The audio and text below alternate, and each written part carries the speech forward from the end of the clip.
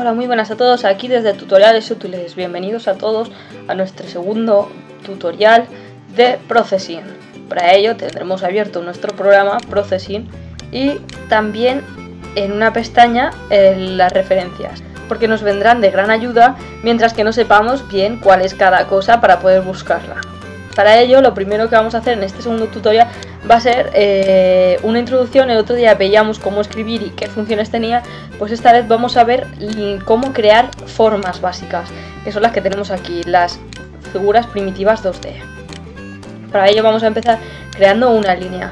¿Cómo se escribiría línea? Pues se pondría en inglés, line, y tendríamos que poner aquí entre los paréntesis primero la coordenada en X y en Y de un punto, después la coordenada en X y en Y de otro punto. Por ejemplo, escribiríamos 25, 80 y las otras coordenadas serían 65 y 90. Esto aquí podéis poner espacios o no ponerlos. Lo mismo va a hacer Processing, leerlos o no leerlos.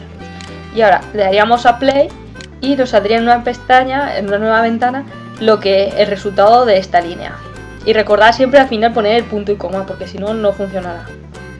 Veríamos aquí dónde está la línea que hemos creado, sería esta línea. Bueno, pues ahora, además de líneas, vamos a aprender a construir círculos, triángulos y cuadrados. Podemos ver lo que tenemos aquí todo. Si en algún caso se nos olvida, podríamos hacer clic y nos diría todo. Por ejemplo, tendríamos aquí varios ejemplos y aquí nos diría los parámetros, cómo se tendría que escribir. Pondríamos línea y tendríamos el primero, que sería el X1, el Y1, X2, Y2 y cosas así. Bueno, pues ahora vamos a ir al siguiente. Vamos a explicarlo también mirando aquí en base a las referencias para que podáis luego ubicaros cuando queráis usarla. Va a ser, por ejemplo, la elipse.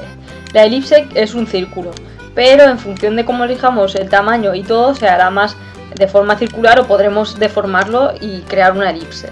Entonces para ello escribimos elipse y ahora abrimos paréntesis y vemos aquí que tenemos los A, B, C y D. El A corresponde a la coordenada en X, el B a la coordenada en Y y luego el C el tamaño de ancho y el otro es el alto. Así que vamos allá. Vamos a escribir, por ejemplo, la coordenada en X, 80, 50 y el tamaño para que nos salga redondo va a ser 25 y 25. Ponemos punto y coma, le damos a play y nos aparecerá la elipse, bueno, en este caso el círculo que hemos creado. Así con todos. El rectángulo, bueno, el rectángulo quiere decir el cuadrado y el triángulo. Vamos a crear estos dos y ya pasamos a otra cosa. El rectángulo, vamos a ver también cómo se crearía. Le daríamos aquí a rec, que quiere decir rectángulo. Tendríamos distintas opciones, ejemplos y demás. Y aquí tendríamos el rec A, B, C y D, que es el que vamos a usar. El A corresponde a X, el B corresponde a Y y lo otro igual, ancho y alto. Así que lo mismo. 80, 50 y para que no se haga cuadrado vamos a poner 25 y 25, como en el anterior. Ponemos punto y coma que no se nos olvide para que funcione. Le damos a stop, le damos a play. Mientras aquí retrocedemos y nos aparece. ¿Qué va a ser lo siguiente que probemos? Será el triángulo. El triángulo tiene una característica peculiar a diferencia de la elipse y del cuadrado, que quiere decir que aquí lo que tenemos que configurar son los puntos de los tres vértices. Entonces tendremos una coordenada para uno, tendremos la coordenada XY para uno, la XY para el otro y la XY para el otro. Entonces vamos a crearlo. Tendremos que escribir triangle. Pondríamos, yo siempre lo escribo así. Hacemos el paréntesis y ponemos.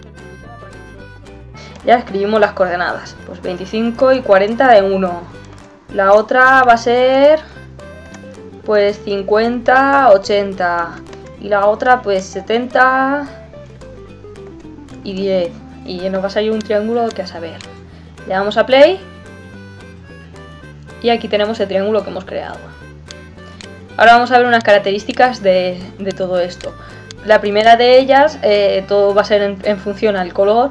La primera de ellas va a ser cómo crear un fondo. Vamos a bajar el triángulo y vamos a escribir encima lo que tenemos que escribir para poder hacer un fondo. Sería escribir background. Y lo mismo, paréntesis y punto y coma. Y ahora como elegiríamos el color que queremos. Esto quiere decir fondo y ahora hay que poner aquí dentro el color que queremos. pero no vale escribiendo rojo, ni mucho menos.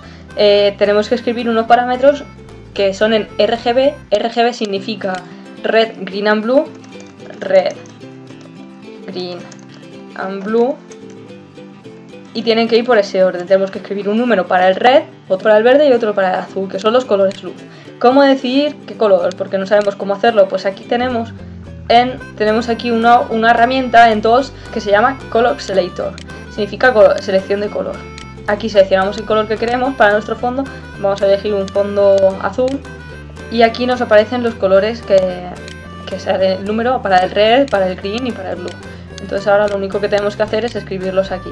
Podríamos escribir también este código, pero es mejor escribirlo así porque si luego queremos que modificar alguna cosa es más fácil modificar a lo mejor el rojo o cualquier cosa que tener que cambiarlo completamente. Entonces escribimos 43 para el rojo, 151, bueno, vamos a redondear. Vamos a poner aquí 45, 150 y el último 240. Y eso significaría el fondo. Le damos a Stop, le damos a Play. Y ahora vemos como el fondo ha cambiado y se ha cogido el color azul que habíamos elegido. La siguiente herramienta que vamos a ver, bueno, también tenemos aquí la posibilidad de poner un siguiente número que sería alfa, quiere decir la opacidad. Pero como el fondo lo preferimos así, lo vamos a dejar así y eso lo veremos más adelante. Ahora vamos a ver unas opciones para modificar el triángulo. Por ejemplo, para elegir el color de la línea, se escribiría, el de la línea sería stroke, siempre, el stroke, la R. Vemos si se nos pasa algo, simplemente vemos que no cambia de color o que no lo reconoce como función. En stroke seleccionaríamos lo mismo, el color que queremos, vamos a elegir un color blanco, que vemos que al ponerlo blanco es todo 255, por lo que no hace falta escribirlo 3 veces. Escribiendo 255 aquí, el color ya sería blanco. Luego vamos a escribir el color del relleno. Para el relleno sería fill. Si no queremos relleno, vamos a dejarlo transparente, se pondría delante no fill, la primera N en minúscula, no fill, y ya está. Entonces ahora vamos a pausar y ahora nos va a salir la línea blanca y sin relleno. Lo vemos aquí. Luego, si no queremos línea, sería lo mismo, no. Y la primera de stroke, cuando hacer referencia, tenemos que hacer la segunda palabra en mayúscula, la primera nunca. Y ahora lo que vamos a hacer va a ser ponerle relleno. Ponemos fill y ahora vamos a elegir un relleno. Va a ser un color azul que sea más oscuro. Bueno, pues lo seleccionamos en nuestra herramienta de Color Selector. Ya seleccionamos. Pues el rojo va a ser 0. El verde va a ser en 10 y el azul en 70. Cuanto más cercanos sean los números al 0, más oscuros serán. Entonces ahora le damos a Stop, le damos al Play y vemos que efectivamente no tiene línea, no tiene contorno, el relleno se ha vuelto azul oscuro y el color del fondo sigue siendo el mismo que teníamos. Ahora, por último, ya para terminar, bueno, vamos a ver dos cosas más. Para terminar, vamos a ver lo del alfa, que vamos a poner aquí una opacidad en 50 y vamos a ver cómo el color ahora del interior cambia, ¿lo ves? Lo vemos aquí que está más transparente. Y ahora lo último que vamos a ver ya va a ser el tamaño. Para cambiar el tamaño del cuadradito en el que estamos dibujando, tenemos que escribir la función de size, que se escribe así. Y aquí dentro tenemos que elegir los píxeles que queremos que ocupe tanto en X como en Y. Por ejemplo, vamos a escribir 800 por 200. No, eso es demasiado. 800 por 480. Ahora damos a Play. Y nos aparecería el tamaño que hemos decidido, así en lugar de ser tan pequeñito como lo estábamos viendo antes. Y tendríamos todo esto para dibujar y todo lo que quisiéramos.